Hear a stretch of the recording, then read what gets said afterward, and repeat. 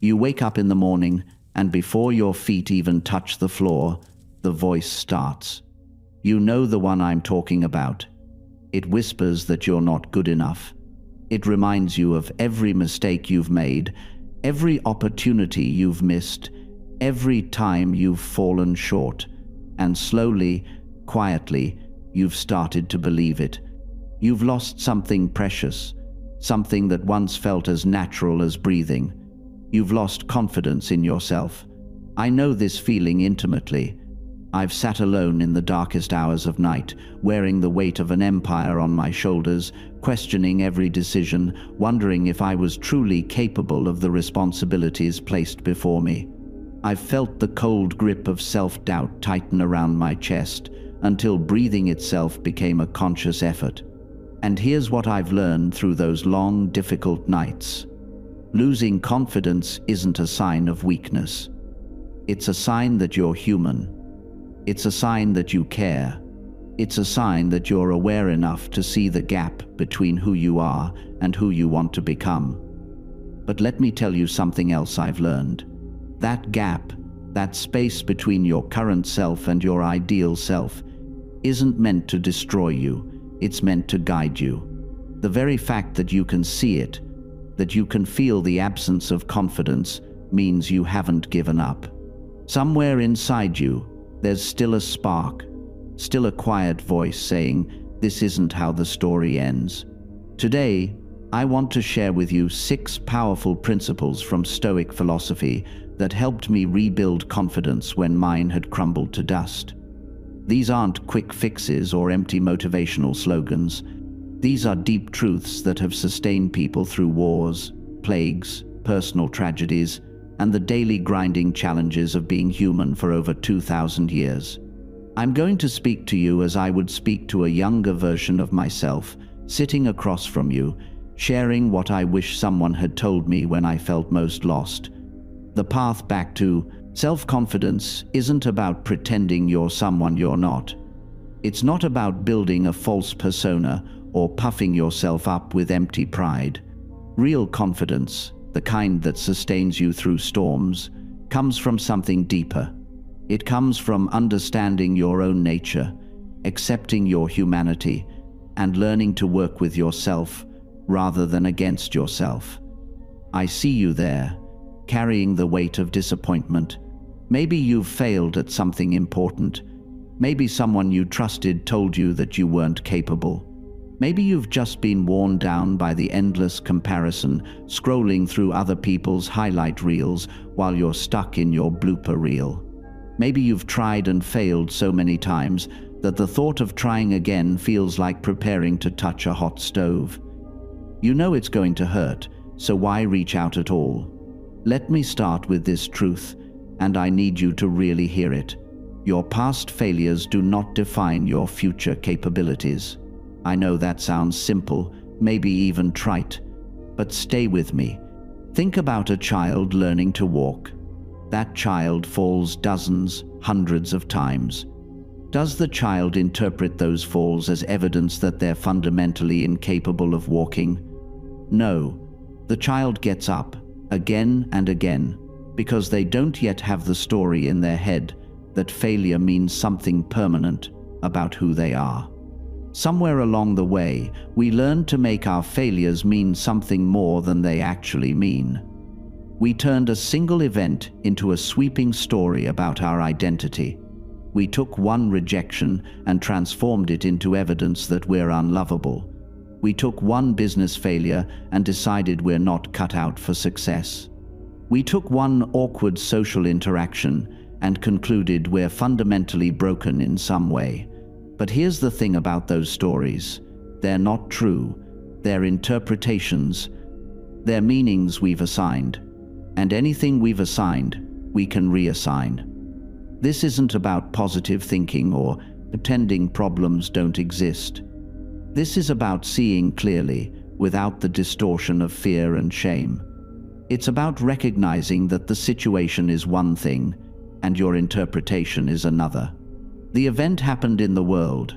Your judgment about what it means happens in your mind, and only one of those is under your control. I learned this most painfully during my campaigns along the Danube frontier. We lost entire legions to disease before we even engaged the enemy. Young men I'd sent north, promising their families they'd return, died shivering in tents, calling for mothers who'd never see them again.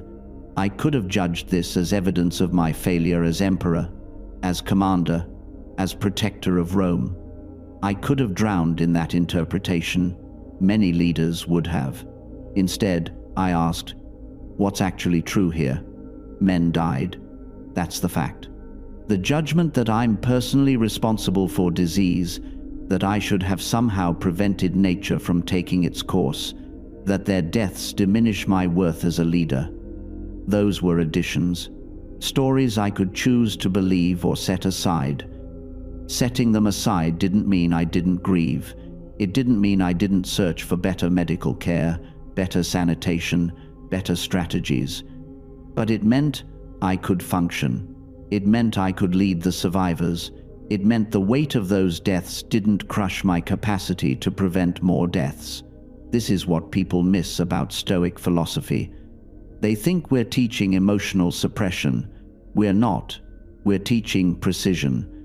We're teaching you to separate what happened from what you're telling yourself about what happened, because that story is where the suffering multiplies. Your business failed. That's a fact.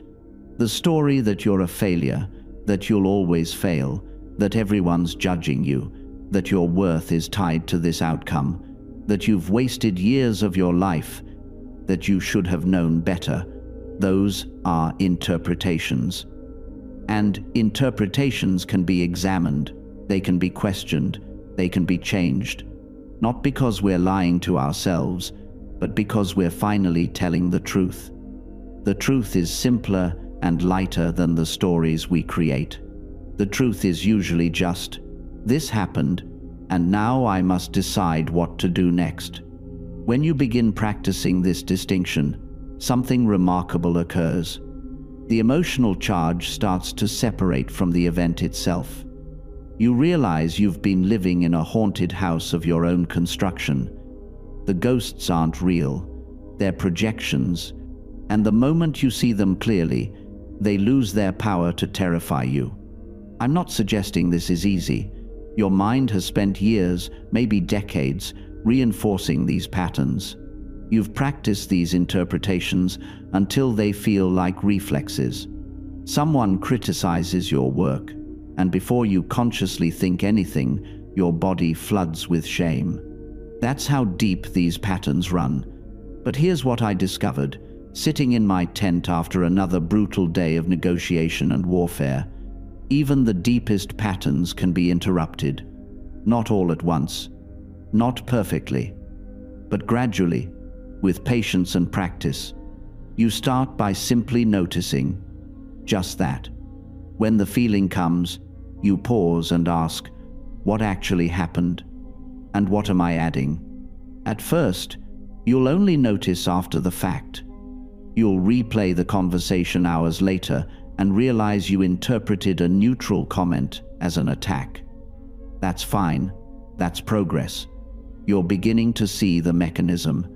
Then you'll start catching it sooner, maybe minutes after, instead of hours. Eventually, sometimes, you'll catch it in the moment. Right as someone says something, right as the event occurs, you'll feel that split second where interpretation hasn't yet solidified into emotion. That's your opening. That's where freedom lives. I started noticing this in the most unexpected places. I'd be walking through the forum, and someone would bump into me, hard enough that I'd stumble. The old pattern would ignite. Instantly, anger, the story of disrespect, the tightening in my chest. But I caught it. Right there in the pause, I saw the machinery trying to engage. And I asked myself, what if this person just lost their child? What if they're rushing to a deathbed? What if they're so consumed by grief they literally cannot see what's in front of them? The anger dissolved. Not because I forced it to, but because I'd interrupted the automatic story. I'd inserted possibility where certainty used to live. This isn't positive thinking. I wasn't pretending the bump didn't happen or convincing myself it was actually good. I was simply refusing to let my mind's first interpretation become the only interpretation. That refusal creates space, and in that space, you're free. The same thing happened with praise. Someone would compliment my judgment, call me wise, speak of my leadership with admiration. I'd feel that warm surge of pride, that expansion in my chest. But I learned to catch that too, because pride is just another chain. It makes you dependent on others' opinions. It makes you perform for approval. It turns you into a puppet, dancing for applause. So, in that moment, when praise came, I'd pause.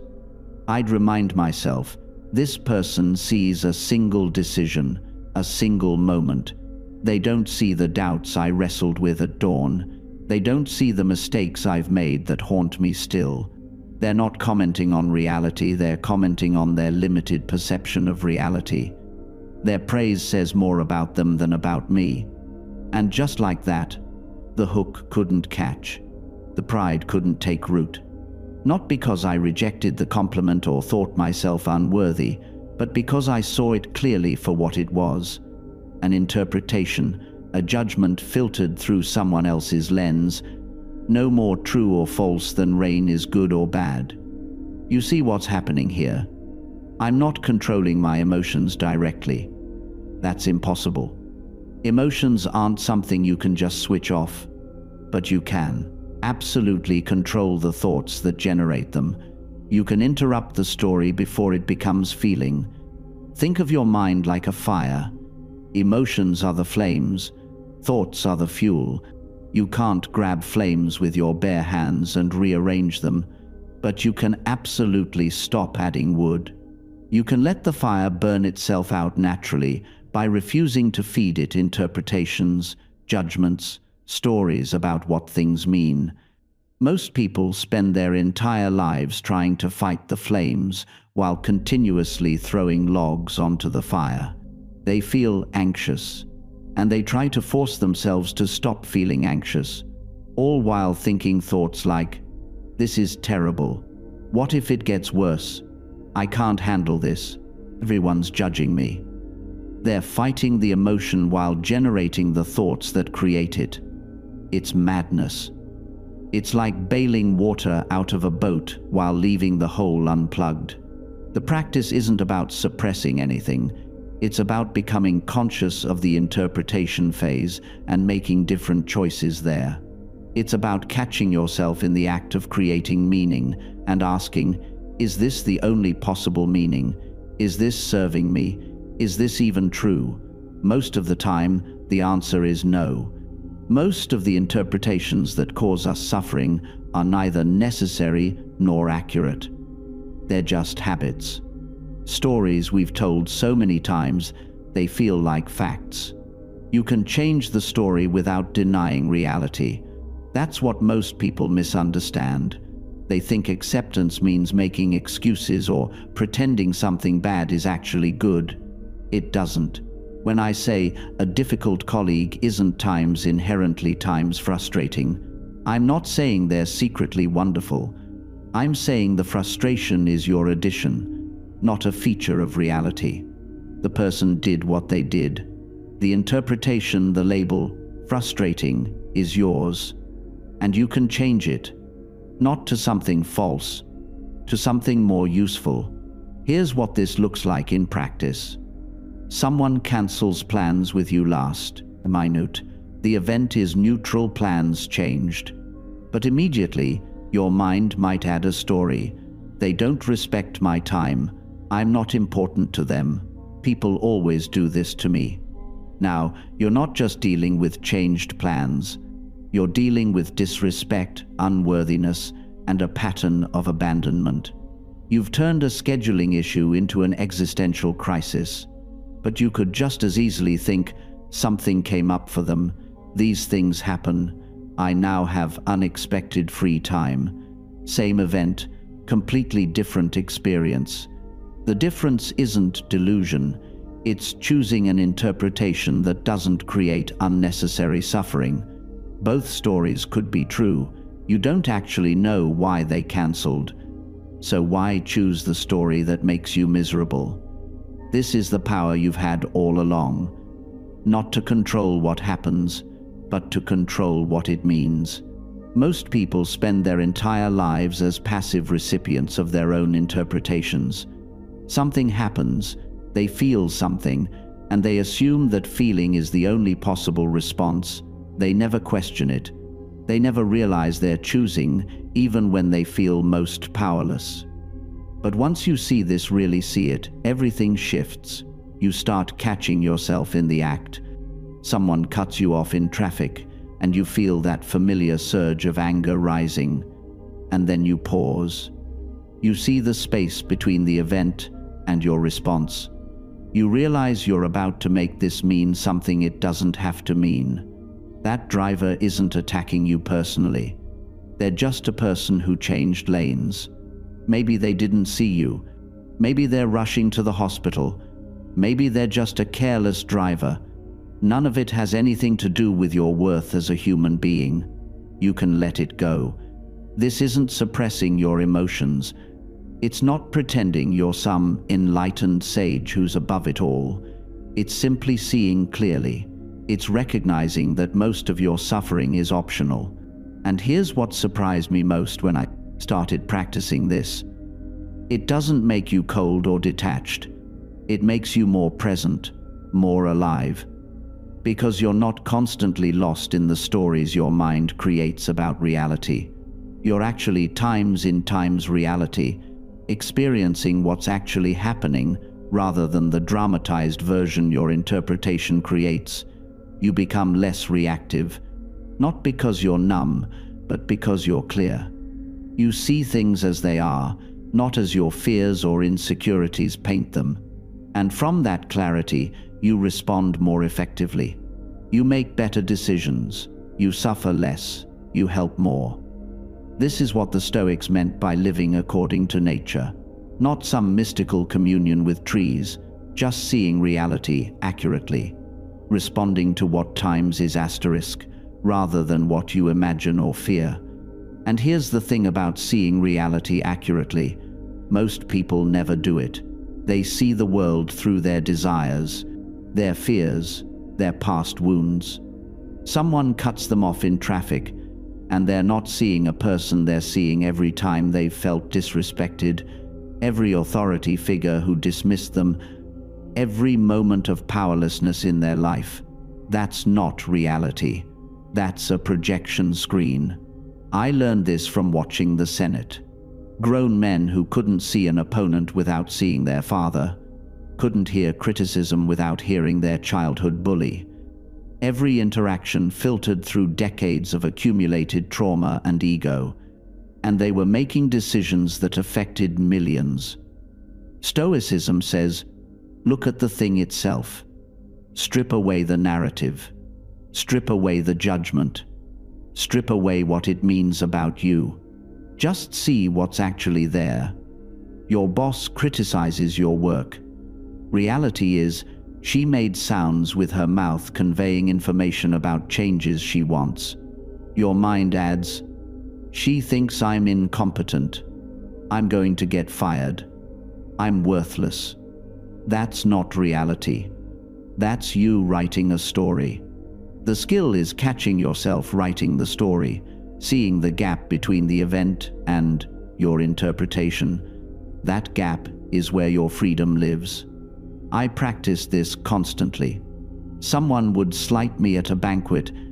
My initial reaction was always the same: anger, wounded pride, the desire to retaliate. But then I'd catch myself. I'd ask, what actually happened? He didn't bow as deeply as protocol demanded. That's the fact. Everything else, what it means about his respect for me, what I should do about it, whether this threatens my position, that's interpretation. And most of the time, my interpretations were designed to make me suffer. That's what our minds do. They take neutral events and turn them into evidence for our worst fears about ourselves. Your friend doesn't text back for 3 days. Your mind, they're avoiding me. I said something wrong. They don't actually like me. I'm fundamentally unlikable. Reality, they didn't send electrons through their phone. That's it. The rest is a horror movie you directed, produced, and starred in. This isn't about being cold or detached. It's about not adding unnecessary suffering to life. Life has enough actual suffering. You don't need to manufacture more with your interpretations. I watched my children die. I held my daughter as the fever took her. That was suffering. Real, unavoidable, carved into my bones. But I could have added to it. I could have made it mean that the gods were punishing me, that I was cursed. That joy was dangerous because it would inevitably be ripped away. That would have been interpretation. That would have been me multiplying one tragedy into a lifetime of them. Instead, I saw what was. A child died. A thing that happens, not punishment, not evidence of cosmic malice, not a judgment on my worthiness as a father, just the heartbreaking, ordinary fact of mortality. This sounds cold when I say it, but it's actually the opposite. When you stop adding meaning and judgment, you can actually be present with the thing itself. You can grieve without the grief meaning something about you. You can fail without failure defining you. You can be hurt without being a victim. That's the deepest freedom. The freedom to experience life directly, without the constant narrative overlay, without turning every moment into evidence for your story about yourself. Most people never touch this. They live their entire lives inside their interpretations, never once seeing the raw data, never once asking, what if my thoughts about this aren't true? What if this doesn't mean what I think it means? You see it everywhere once you know what to look for. The man who gets passed over for promotion and immediately decides, I'm not good enough, I'll never succeed, without even considering that maybe his boss was under political pressure, maybe budget cuts were coming, maybe timing was simply wrong. He doesn't see what happened, he sees his story about what happened, and that story becomes his cage. The woman who sends a text and doesn't get a reply for 3 hours, and in those 3 hours constructs an entire narrative about being ignored, being unimportant, relationships falling apart. She doesn't see silence, she sees abandonment. She doesn't experience 3 hours passing, she experiences rejection that hasn't even occurred. Someone cuts you off in traffic and your mind instantly supplies the story. That person is an asshole who doesn't respect others. You don't think maybe they just received terrible news, or maybe they didn't see me, or maybe they're rushing to an emergency. No, your mind hands you the most emotionally charged interpretation, and you accept it as reality without question. This is what the Stoics meant when they said that we're disturbed not by things, but by our views of things, not by events, but by our interpretations. The world presents you with raw, neutral data. Your mind immediately wraps that data in meaning, in story, in emotional color. And then you respond to your coloring, not to the original event. The event itself might be completely neutral, might even be positive, but your interpretation makes it painful, and you suffer from the interpretation while believing you're suffering from the event. This is crucial to understand. The trigger and the interpretation happen so fast, so automatically, that they feel like one thing. Someone criticizes your work, and instantly you feel hurt, angry, defensive. It seems like the criticism caused the feeling. But there's a hidden step. The criticism arrived as data. Your mind interpreted it as attack, as judgment of your worth, as evidence of inadequacy. And that interpretation created the feeling, If your mind had interpreted the same words as helpful feedback, or as information about the other person's preferences, or as an opportunity to improve, you'd feel completely different. Same event, different interpretation, different emotional reality. This is why two people can experience the exact same situation and have completely opposite reactions. One person gets laid off and spirals into depression, convinced they're a failure. Another person gets laid off and feels liberated, sees it as a push towards something better. Same event, different interpretation, different life. The event didn't determine their experience. Their story about the event did. And here's what makes this so insidious. We don't experience our interpretations as interpretations. We experience them as truth, as reality, as the way things are. Your mind says, I'm not good enough, and you don't think, that's an interpretation. You think, that's a fact I just realized. Your mind says they don't care about me, and it doesn't feel like a story. It feels like painful truth you're finally seeing clearly. This is the great illusion. This is what keeps people trapped. They can't separate the map from the territory because they don't even realize there is a map. They think they're looking directly at reality when they're actually looking at their mind's representation and of reality. Their interpretation, their story. And the story is always just one possibility among thousands. But it's the possibility your mind happened to grab first, usually based on old patterns, old wounds, old conditioning. Usually based on the most fearful, most defensive interpretation available. So when you catch yourself telling a story about what just happened, pause, just for a second, and ask yourself, is this the only story? Could there be another explanation that's just as true, maybe more true?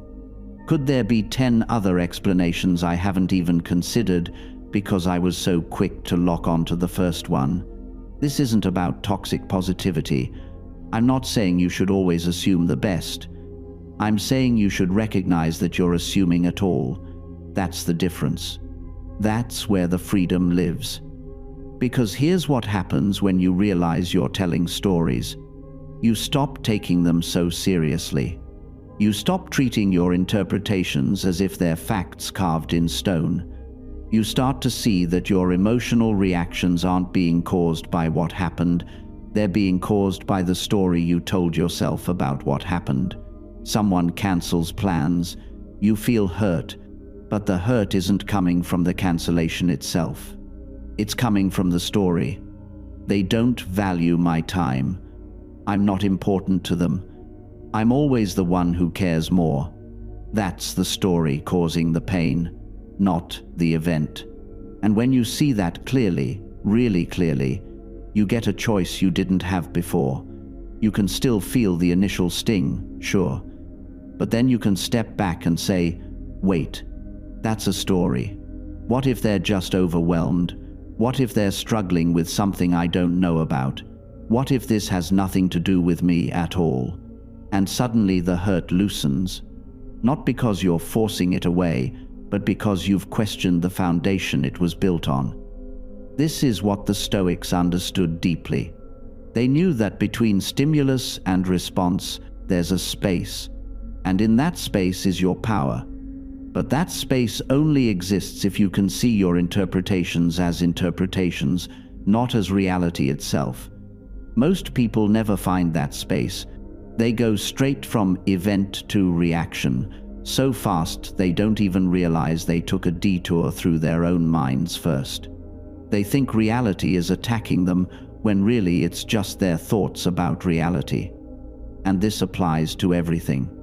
Not just how you interpret other people's actions, but how you interpret your own life. The story you tell about your past, the story you tell about who you are, the story you tell about what's possible for you. I talked to someone recently who was convinced they weren't creative. They said it like it was a fact about themselves, like their eye color or their height. And I asked them where that story came from. Turns out, in 3rd grade, a teacher made an offhand comment about one of their drawings. One comment, 25 years ago, and they've been carrying that story around ever since, treating it as evidence, as proof, as truth. But it's not truth, it's a story they picked up once and never questioned. And that story has been shaping their decisions for decades. They don't apply for jobs that require creativity. They don't try new hobbies that might be artistic. They don't even let themselves wonder what they might create, because the story says they can't. The story has become a cage they don't even see the bars of. This is what I mean when I say we're all living in narratives. We're not living in reality. We're living in our interpretations of reality. And those interpretations become self-fulfilling. They shape what we notice, what we ignore, what we attempt, what we avoid. They become the lens through which we see everything. And the terrifying part? Most of these stories were handed to us by parents, by teachers, by culture, by random moments we didn't even think were significant at the time. And we never questioned them. We just accepted them as facts and built our entire lives around them. But here's the beautiful part. Once you see this, once you really see it, you can change the story. You can rewrite the script, and that changes everything. I started small. I didn't try to overhaul my entire identity overnight. I just picked one belief and questioned it. The belief was, I'm not creative. I'd carried that one since 4th grade when Mrs. Henderson told me my art project was too literal. From that moment on, I accepted it. I'm logical, not creative. That's just who I am. But when I sat with it, really examined it, I realized how absurd that was. One comment from a teacher when I was 9 years old dictated 30 years of my life. I'd avoided creative pursuits, dismissed ideas before even exploring them, and reinforced this identity every single day. I'm not creative became a cage I'd built myself. So I tested it. I started writing for 20 minutes every morning. Nothing fancy, just thoughts, observations, whatever came to mind. And you know what happened? Nothing dramatic. The first week was terrible. My writing was stiff, boring, exactly what you'd expect from someone who believed they weren't creative. But I kept going. And somewhere around week 3, something shifted. A sentence surprised me. Then a paragraph. Then an entire page that felt like it came from someone else. I wasn't suddenly Hemingway, but I'd proven the belief wrong. And once you crack one belief, others start to crumble too. Here's what most people miss. Changing your identity isn't about adding new traits. It's about removing the artificial constraints you've placed on yourself. You're not building a new you. You're revealing what was already there underneath all the stories. Think of it like this. Imagine you're a sculptor, but instead of clay, you're working with marble. Your true identity, your actual potential, it's already in that block of marble. But over the years, you've covered it with layers of plaster. Stories other people told you. Roles you felt obligated to play. Identities you adopted because they felt safe or acceptable. Your job isn't to create something new. Your job is to chip away the plaster and reveal what was always underneath. This is why identity work feels so different from other types of self-improvement. You're not forcing yourself to become someone you're not. You're giving yourself permission to stop being someone you never were. I saw this with my daughter. She's 7, and last year she decided she was bad at sports. Where did she get this? One soccer game where she scored on her own goal. One moment, and suddenly her entire identity shifted. She stopped trying, stopped playing with other kids at recess, reinforced this story at every opportunity. So we did an experiment. I asked her, what if you're not bad at sports? What if you just had a bad game? She looked at me like I'd suggested the sky might be green, but we kept poking at it. We found examples that contradicted the story. Times she'd caught the ball, run fast, coordinated her movements. Slowly, the grip of that identity loosened. She started playing again. And guess what? She's not a star athlete, but she's also not bad at sports. She's just a kid who sometimes does well and sometimes doesn't, like everyone else. That's the truth about most of our identities. They're just stories we told ourselves after 1 or 2 data points, then spent years confirming through selective attention. I've seen this play out 1,000 times in my own mind. That time I fumbled a presentation in front of 20 people, and suddenly, I'm bad at public speaking for the next decade. One awkward conversation at a party becomes, I'm not good with people. A single failed relationship morphs into, I'm just not the relationship type. We treat these isolated incidents like they're revelations of our true nature, when really they're just incidents. Random data points in a sea of infinite possibility. But the mind loves patterns. It craves certainty, even false certainty, over the discomfort of not knowing who we are. The twisted beauty of it is how self-reinforcing it becomes. Once I decide I'm not creative, I stop trying to create, which means I never get better at creating, which proves to me that I'm not creative. The prophecy fulfills itself. The identity becomes real through sheer force of repetition. And we do this with everything, not just our limitations, our capabilities too. I'm the responsible one. I'm the funny one. I'm the smart one in my family. These labels feel like home. They feel like truth. But look closer and you'll see the prison bars. Because what happens when the responsible one wants to be spontaneous? When the funny one wants to be taken seriously? When the smart one wants to stop performing and just exist? The identity becomes a cage we built from the inside. I think about the people I know who've been wearing the same mask for so long they've forgotten it's a mask. The friend who's been the life of the party since college, now 45 and exhausted, but still showing up with jokes because that's who everyone expects him to be. The woman who's been the strong one for her entire family, now drowning in her own unacknowledged pain because strong people don't break down. We become prisoners of other people's expectations, yes. But more insidiously, we become prisoners of our own past performances. Every time we act according to our assigned identity, we strengthen the chains. Every time we suppress the parts of ourselves that don't fit the narrative, we make the cage smaller. The really crazy part, most of us are walking around defending our cages, arguing for our limitations. When someone suggests we might be more than we think we are, we get almost offended. No, you don't understand. I'm really not a math person. Trust me, I'm definitely not adventurous.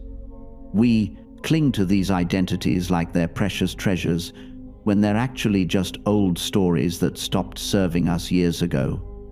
I watched this happen with my own father. Somewhere in his 20s, he decided he was not artistic. Probably because he drew a bad picture once or someone made a dismissive comment. For the next 50 years, he wouldn't pick up a pencil, wouldn't try an instrument, wouldn't even arrange furniture creatively because that wasn't his thing. He died having never explored an entire dimension of human experience because of a story he told himself half a century earlier. That's what's at stake here. Not just some abstract philosophical point about identity, but entire lives unlived, entire selves unexplored, poems unwritten because I'm not a writer, relationships not pursued because I'm not good with intimacy, careers not attempted because I'm just not that kind of person. And the thing is, we're never just one kind of person. We are forests, not trees. We contain multitudes, but our labels reduce us to single saplings. When I was emperor, people saw only that. The purple cloak, the golden throne. They forgot, and sometimes I forgot, that I was also someone who loved wrestling, who got terrible headaches, who struggled with his temper, who questioned everything, who doubted himself constantly. The label emperor was so heavy, so all-consuming, that it threatened to erase everything else I was. And I see this pattern everywhere now. The brilliant lawyer who secretly paints but never shows anyone because she's the serious one. The tough guy who writes poetry in private because men aren't supposed to do that. The extrovert who craves solitude but keeps accepting invitations because that's who I am. We become prisoners of our own biographies. Here's what's insidious about these labels. They create what psychologists call a consistency trap. Once we define ourselves a certain way, we feel compelled to act consistently with that definition, not because it serves us, not because it makes us happy, but because contradicting our self-concept feels like lying, feels like betrayal, feels like losing ourselves. But you're not losing yourself when you change. You're finding more of yourself. You're excavating layers that were always there, buried under years of "that's not me." I think about this whenever I hear someone say, "I'm not creative." Because creativity isn't a trait you have or don't have. It's not some magical gift bestowed upon the chosen few. Creativity is simply what happens when you're willing to try something without knowing exactly how it will turn out. It's the courage to make something that might be bad, the willingness to be clumsy, awkward, imperfect. But we've labeled ourselves not creative, and suddenly we're off the hook. We don't have to try. We don't have to risk. We don't have to face the vulnerability of being a beginner. The label protects us, but it also imprisons us. And the cruelest labels are the ones we inherited, the ones given to us before we could choose. You're the smart one. You're the pretty one. You're the athlete. These identities were bestowed like crowns, and we spent our lives defending the throne. Your brother was the funny one, so you learned to be serious. Your sister was the responsible one, so you became the free spirit. Not because that's who you truly were, but because the family system needed differentiation, needed everyone to have their role. And decades later, you're still playing that part, still being the responsible one, even though it exhausts you, still being the rebel, even though you crave structure, still being whoever you were cast as in a play you didn't audition for. Here's the truth that changed everything for me. You are not your patterns. You are the awareness that notices them. You are not the anxiety. You are the one who observes the anxiety. You are not the anger. You are the consciousness that watches the anger arise and pass. You are not your habits, your history, your labels. You are the space in which all of these things appear. And when you realize this, really realize it, the labels lose their grip, because if you're not your anxiety, you don't have to identify as an anxious person. You can simply notice, anxiety is present right now. If you're not your past mistakes, you don't have to identify as a failure. You can observe, I tried something and it didn't work. The difference seems small, but it's everything. One is an identity, a fixed definition, a life sentence. The other is an observation, a temporary state, a weather pattern passing through. When you choose observation, you're not suppressing the emotion. You're not pretending it doesn't exist. You're simply refusing to let it define the entirety of your experience. You're making space for it, while simultaneously making space for everything else. I started practicing this during conflicts with my business partners. In those moments, when I felt disrespected or undervalued. Instead of immediately reacting from that place of hurt, I'd pause. I'd literally say to myself, this is anger, this is defensiveness, these are real sensations in my chest and throat right now, and something fascinating would happen. The simple act of naming the emotion would create just enough distance for clarity to slip through. That clarity might whisper, yes, you feel disrespected, and also, this person might be struggling with something you know nothing about. Both things could be true. The emotion and the larger perspective could coexist. This is where most people get it wrong. They think Stoicism means choosing reason over emotion, logic over feeling. But that's not it at all. It's about expanding your awareness wide enough to hold both. The emotion tells you something matters. The observation tells you what to do about it. Think of it like this. Imagine you're driving and someone cuts you off in traffic. Your immediate reaction is rage. Your heart pounds. Your hands grip the steering wheel. That's identity thinking. This person disrespected me. They think they're more important than me. I need to show them they can't treat me like this. But what if, instead, you observe, my body is flooding with adrenaline right now. My ego feels threatened. And also, that person might be rushing to the hospital, or maybe they're just a careless driver having a bad day. Either way, my anger won't change what already happened. It can only change what happens next. The anger is still there. You're not denying it, but you're not letting it drive the car anymore. I learned this viscerally during a family gathering years ago. My father made a comment about my career choices, something dismissive that hit a nerve I didn't even know was still raw. I felt myself instantly becoming a wounded teenager again, that old familiar pain of never being enough for him. Every defensive argument rose in my throat. But I'd been practicing this observation muscle, so instead of lashing out or shutting down, I noticed what was happening. This is old pain. This is a trigger.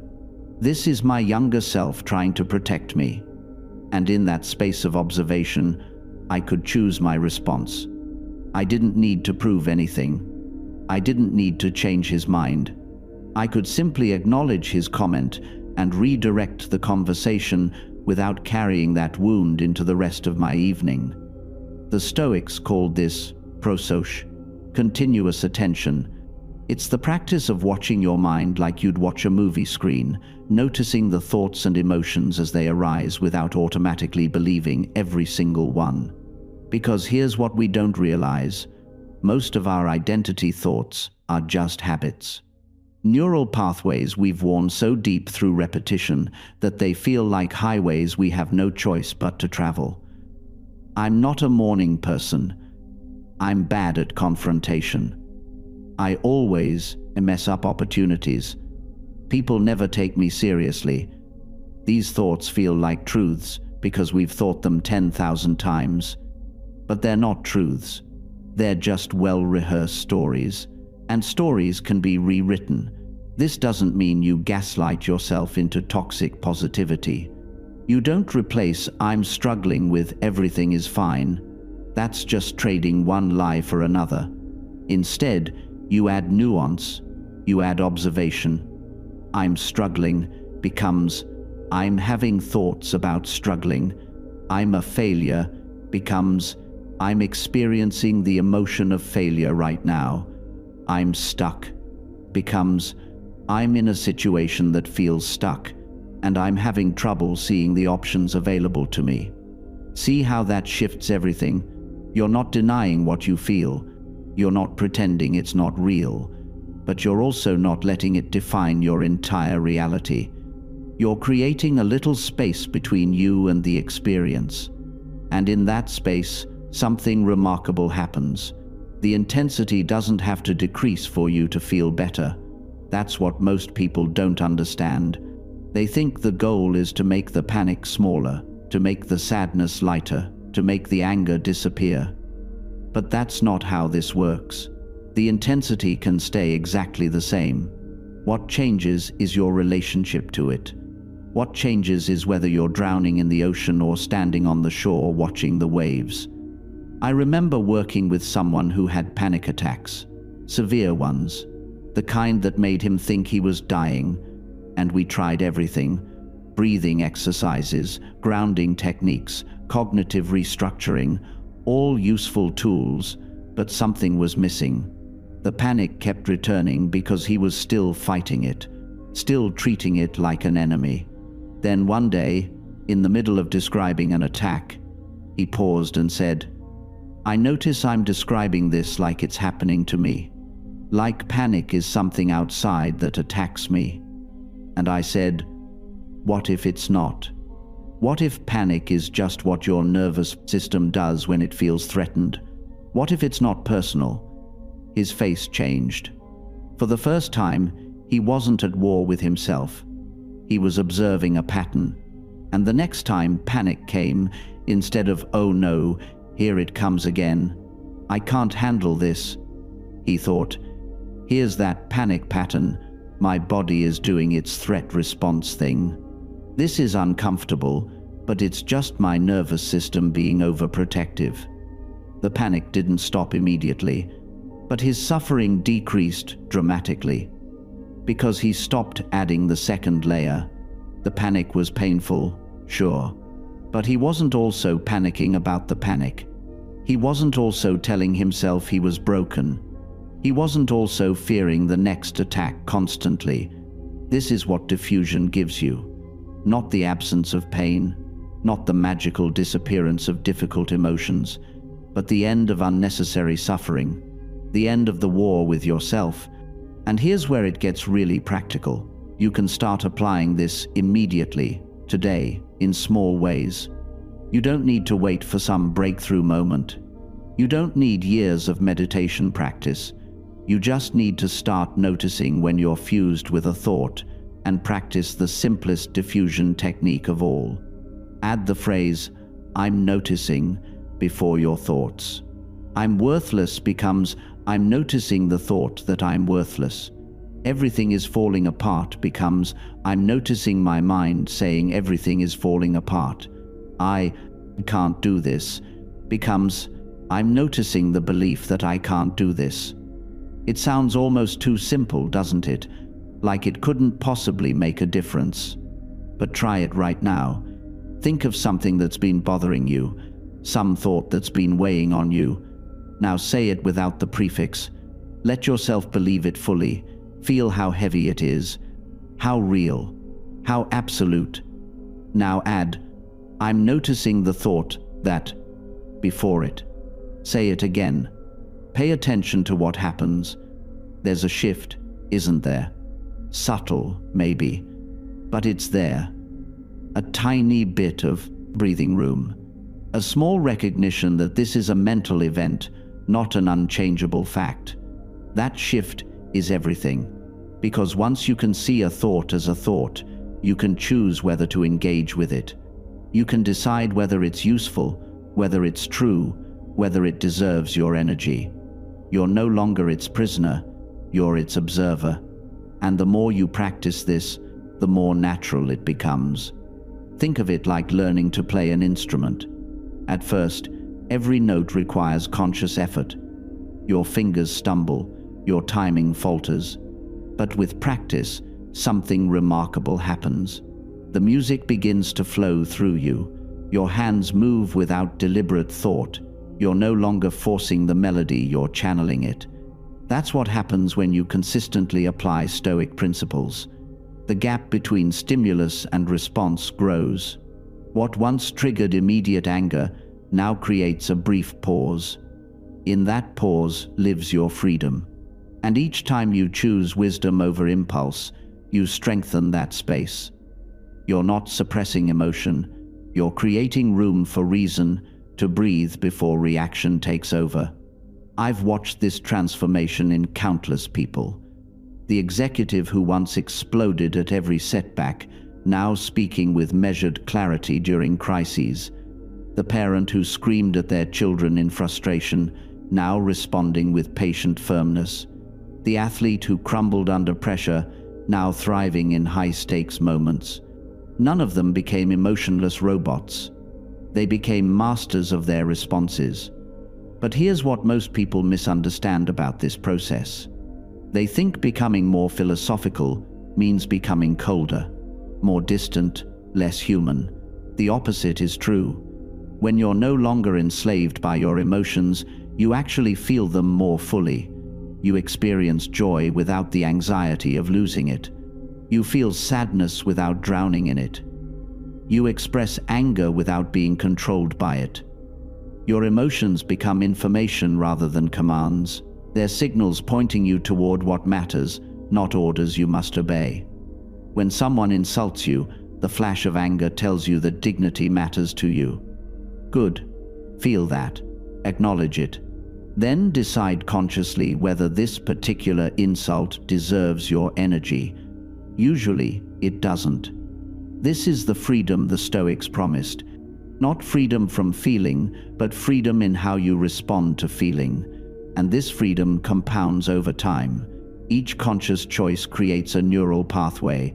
Each pause before reacting weakens the automatic response.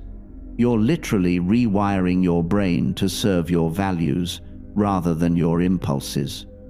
I remember a student once asked me, "But doesn't this make life less spontaneous, less authentic?" And I understood his concern. We've been sold this idea that authenticity means acting on every feeling, that real people are ruled by their hearts, not their heads. But think about what that actually means. If authenticity is acting on every impulse, then the angriest, most scattered version of yourself is the most real. The you that screams in traffic, that sends emails you regret, that burns bridges in moments of hurt, that's the authentic you. No, that's the unexamined you, the automatic you. The you that's been programmed by past pain, social conditioning, and biological impulses you never chose. Real authenticity comes from aligning your actions with your deepest values, not your shallowest reactions. When you pause before responding, you're not being fake. You're being intentional. You're choosing which version of yourself to embody. And that choice, that's where your true character lives. Not in the emotion, but in the decision of what to do with it.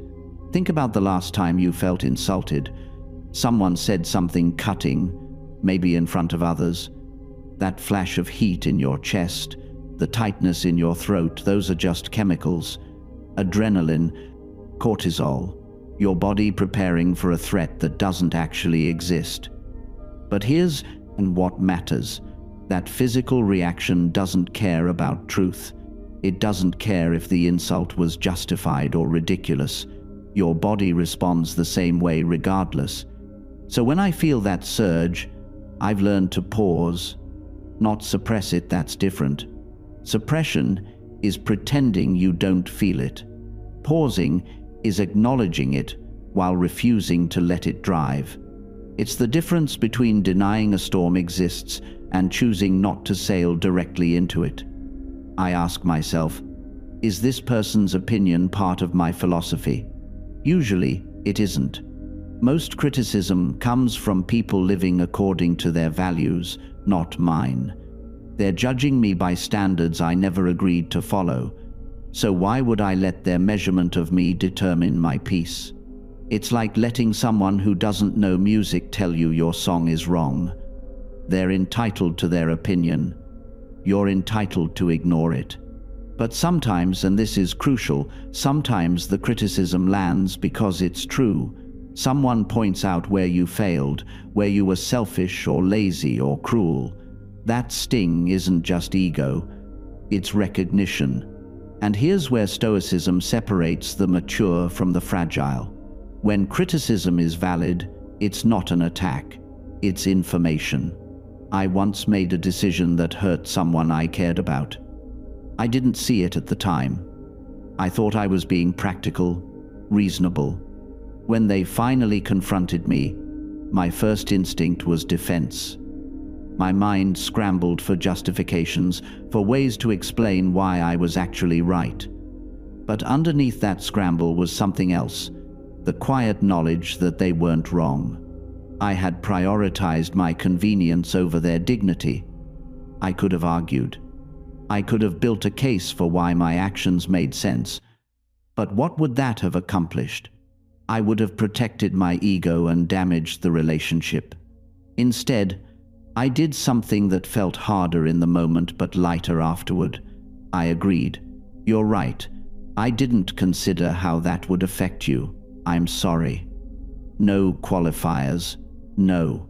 But I meant well, or you have to understand. Just acknowledgement. That's the thing about valid criticism. It only has power when you resist it. The moment you accept it, it transforms from a weapon into a tool. It becomes something you can use to build a better version of yourself, instead of something someone uses to tear down the current one. Now here's where it gets interesting. Most of your emotional suffering isn't coming from what's happening. It's coming from what you think should be happening instead. You're angry because the world isn't matching your script. You're anxious because reality isn't conforming to your plan. The gap between expectation and reality, that's where suffering lives. I expected that relationship to last. It didn't. I can rage against that fact, rehearse all the reasons it should have worked, replay conversations looking for where it went wrong. Or I can accept that it ended. Not celebrate it, not pretend it doesn't hurt, but accept that this is what is. The relationship is over. That's the reality. My opinion about whether it should be over is irrelevant to the fact that it is. This doesn't mean becoming passive. It doesn't mean never trying to change anything. It means directing your energy toward what you can actually influence, instead of exhausting yourself fighting what's already happened. When I was younger, I watched my adopted father, Antoninus Pius, embody this principle every single day. He never wasted energy complaining about the Senate's stubbornness or cursing the fact that Rome's borders required constant defense. He simply assessed what was within his power and acted there. I remember one particular crisis. A famine in Egypt threatened to destabilize our grain supply. Lesser leaders would have raged about the weather, about the gods, about fate's cruelty. Antoninus quietly redirected grain from other provinces, negotiated with merchants, and implemented new storage systems. He changed what he could change. He accepted what he couldn't. And Rome didn't starve. That's the power of this distinction. When you stop arguing with reality, you free up enormous amounts of mental and emotional energy. That energy can then be directed toward productive action instead of futile resistance. But here's what most people misunderstand about this principle. They think acceptance means resignation. They think it means looking at injustice and shrugging, looking at suffering and turning away, looking at problems and doing nothing. That's not what I'm teaching. That's not Stoicism. That's apathy disguised as philosophy. True acceptance is the foundation for effective action. You can't solve a problem you refuse to acknowledge. You can't change a situation you're still pretending doesn't exist. When you waste your energy denying reality, you have nothing left for transforming it. Think about it this way. Imagine you're diagnosed with an illness. You have two choices. You can spend months denying it, getting angry about it, asking why me, resenting your body for betraying you. Or you can accept the diagnosis immediately and direct all your energy toward treatment, lifestyle changes, finding the best doctors, doing everything in your power to heal. Which approach gives you better odds? The acceptance doesn't mean you're happy about the illness. It doesn't mean you think it's fair or good or deserved. It simply means you're dealing with what is instead of what you wish was. And that's where your power lies. I've had to practice this countless times as emperor. When trusted advisors betrayed me, I had to accept their choice before I could respond wisely. When plague swept through Rome, I had to accept its presence before I could organize an effective response. When my own body began to fail me, I had to accept my mortality before I could make the most of whatever time remained. Each time, the temptation was there to rage, to deny, to pretend things were different than they were, and each time I gave in to that temptation, I suffered more and accomplished less. But when I practiced acceptance first, clarity followed, and with clarity came the ability to act effectively. This is the paradox people struggle with. They think that acceptance means giving up, but actually, denial is what makes you powerless. When you're busy fighting reality, you can't engage with it skillfully.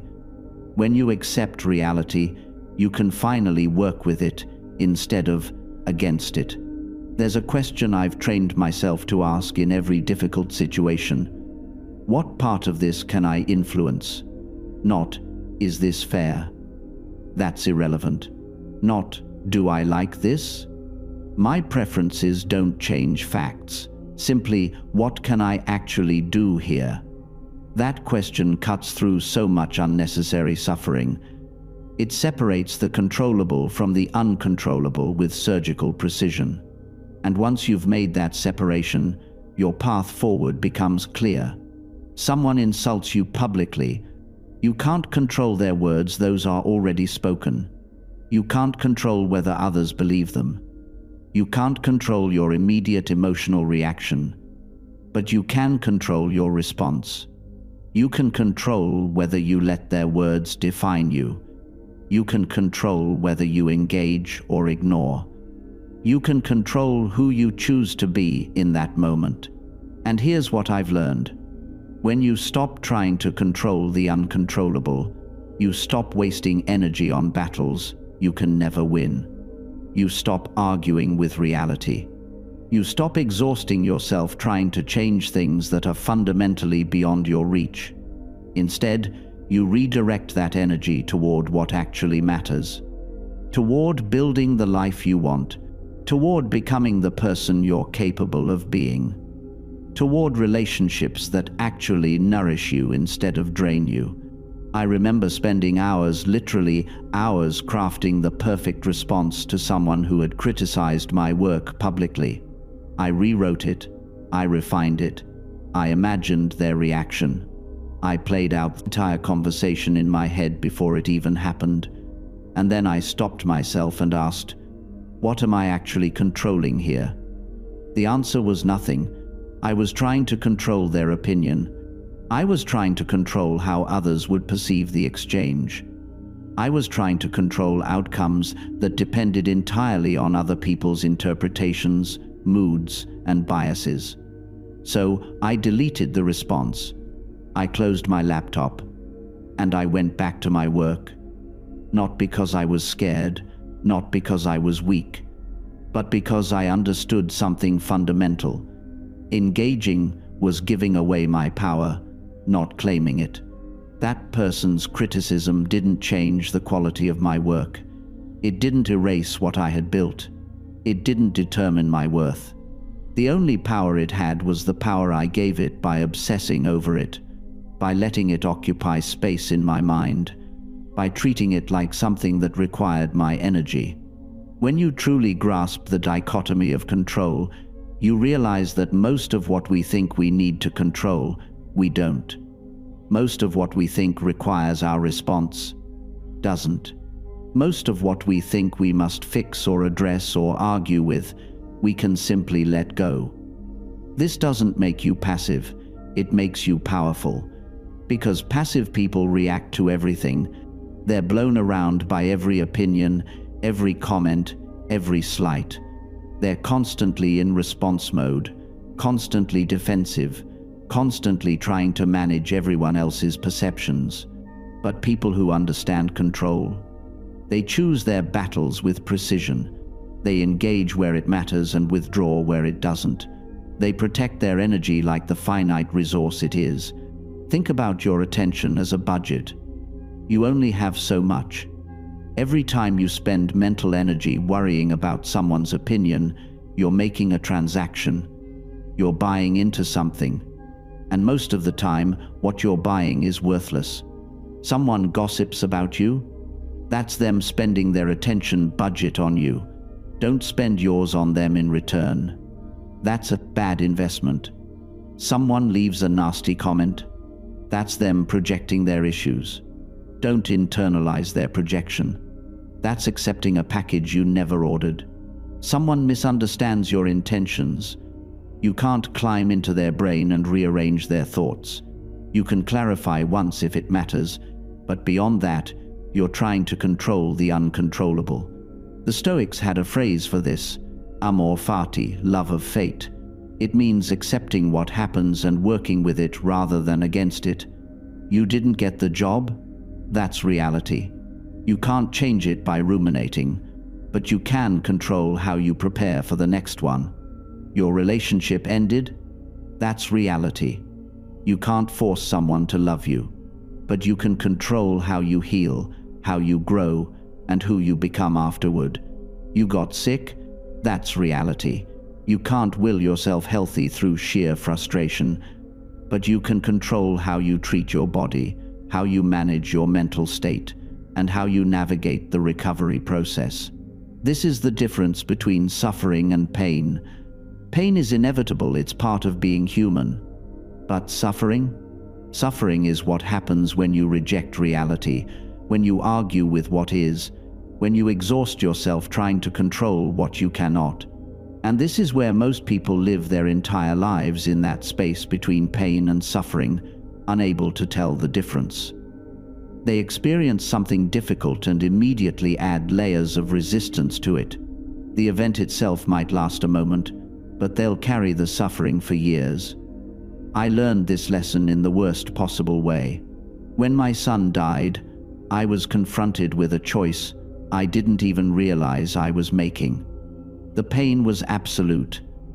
There's no philosophical framework that removes the agony of burying your child. But I noticed something in those dark months. The pain itself would come in waves, sometimes overwhelming, sometimes just a dull ache. But the suffering that was different. The suffering came when I started asking why. Why him? Why now? Why me? The suffering grew when I imagined different outcomes, when I replayed moments wondering if something could have changed. The suffering multiplied when I resented the world for continuing as if nothing had happened, when I felt bitter watching other fathers with their sons. None of that questioning brought him back. None of that resistance changed what had occurred. All it did was take the inevitable pain of loss and transform it into something that consumed every moment of my existence. So I made a decision. I decided to stop arguing with reality, not because it was easy, it was the hardest thing I've ever done, but because I realized that adding suffering to pain doesn't honor what you've lost. It just destroys what remains. This doesn't mean becoming cold or detached. It means understanding that you can grieve without resenting existence itself. You can feel the full weight of your pain without demanding that reality should have been different. You can honor what you've lost while still participating in the life you have left. Think about the last time something went wrong in your life. Maybe it was small, someone cut you off in traffic, your phone died, your plans fell through. Notice what happened next. The event itself probably lasted seconds, but what did you add to it? How long did you replay it? How much energy did you spend being angry that it happened at all? Or maybe it was something bigger. A relationship ended. You lost a job. Someone betrayed your trust. The initial pain was real and justified, but then notice what your mind did with it. How many times did you rehearse what you should have said? How many hours did you spend imagining how things could have been different? How deeply did you sink into the story that this shouldn't have happened? That's the gap between pain and suffering. Pain says, "This hurts." Suffering says, "This shouldn't be happening. It's not fair. Why me? What if I had done something different?" Pain is clean and direct. Suffering is the tangle of resistance we wrap around it. And here's what changed everything for me. Once I understood this distinction, I realized I had been choosing suffering my entire life. Not consciously, nobody wakes up and decides to suffer, but through the subtle habit of resisting what is, of demanding reality be different than it appears, of arguing with circumstances I couldn't change. The Stoics had a practice for this. When something difficult happened, they would pause and say, "This is what I've been training for." Not to minimize the pain, but to meet it without adding layers of suffering on top. To see clearly what is within their control, their response, their character, their choices moving forward, and to let go of everything else. This is the freedom I'm talking about. Not freedom from pain that's impossible, but freedom from the suffering you create through resistance. The freedom to experience life fully, including its difficulties, without being destroyed by them. The freedom to grieve without bitterness, to fail without shame, to be hurt without becoming bitter. This freedom isn't passive acceptance. It's not lying down while life tramples you. It's the most active thing you can do, choosing your response, choosing your internal state, choosing what meaning you make from what happens. Think of a potter at the wheel. The clay doesn't always cooperate. Sometimes it collapses, sometimes it resists, sometimes it tears. A master potter doesn't rage at the clay for being clay. She adjusts her pressure, her speed, her technique. She works with what is, not with what she wishes were. And from clay that fights her, she often creates her most beautiful work because the resistance taught her something she wouldn't have learned from compliant material. You are that potter, life is that clay, and the spinning wheel never stops. Here's what I learned in the palace, surrounded by people who had spent their entire lives trying to control everything, trying to make the clay obey through force of will alone. They exhausted themselves. They aged rapidly. They became bitter when things didn't go according to plan, and things never went according to plan. Meanwhile, the people who adapted, who bent without breaking, who adjusted their expectations to match reality, they found peace in the same circumstances that destroyed others. Same palace, same politics, same pressures, completely different experience. The difference wasn't in what happened to them. It was in how they related to what happened to them. You can spend your whole life fighting reality, demanding that it conform to your preferences.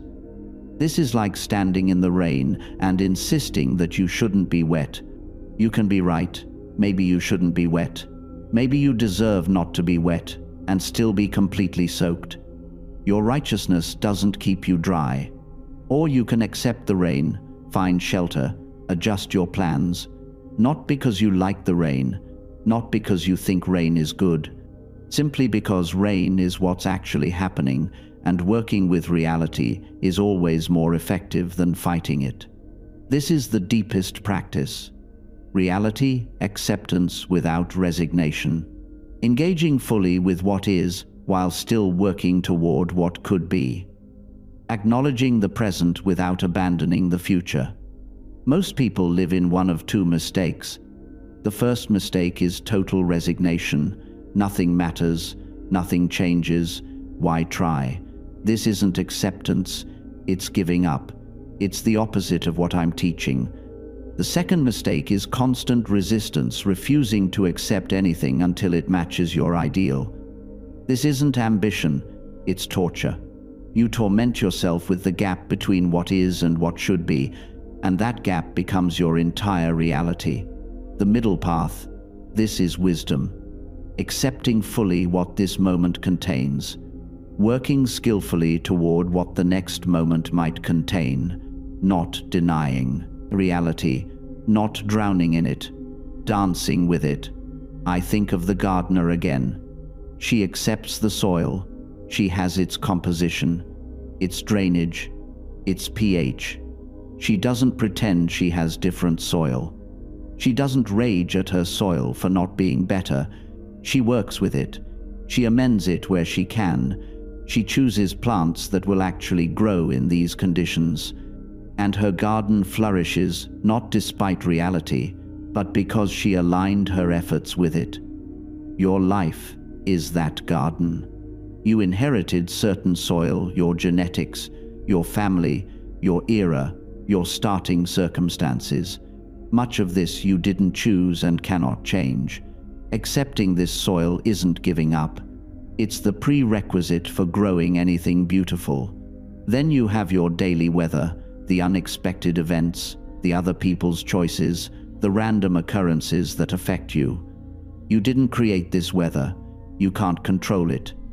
But you can absolutely control what you plant, how you tend it, and how you respond when the storms come.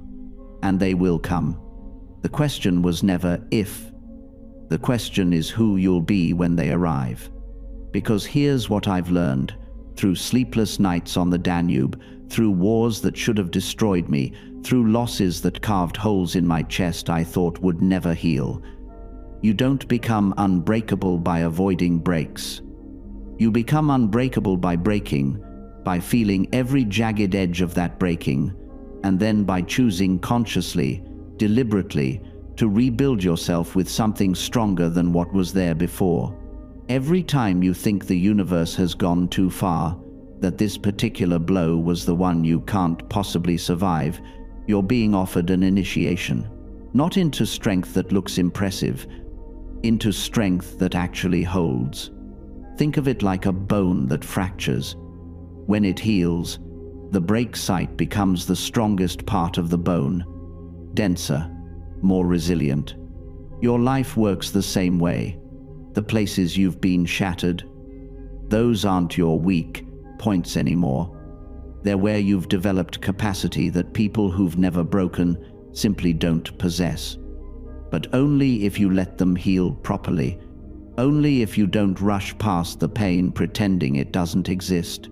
I've watched too many good people become brittle because they refused to acknowledge their fractures.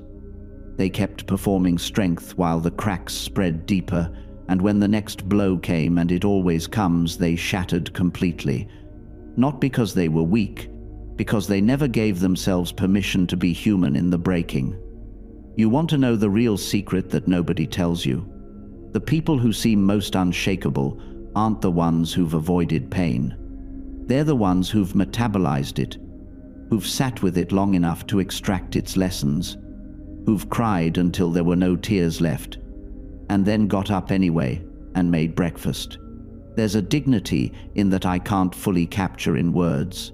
A quiet nobility in choosing to continue when every cell in your body is screaming to give up. And make no mistake, it is a choice. Every single morning when you open your eyes after devastating loss, when you're facing another day of a reality you never wanted, when getting out of bed feels like lifting the entire weight of the world, that's when you're making the choice. Not once, hundreds of times. Thousands of little choices that add up to a life that refuses to be defeated. This is what the Stoics understood that gets lost in all the misquoted Instagram posts. We didn't teach emotional suppression. We taught emotional sovereignty. The difference is everything. Suppression says, don't feel it. Sovereignty says, feel it completely, and then decide what to do with it. Suppression makes you a pressure cooker waiting to explode. Sovereignty makes you an alchemist who transforms pain into purpose. I'm not telling you this will be easy. I'm not promising that if you think the right thoughts or practice the right mindset, suffering will bounce off you like rain off marble. That's not how this works. That's not how any of this works.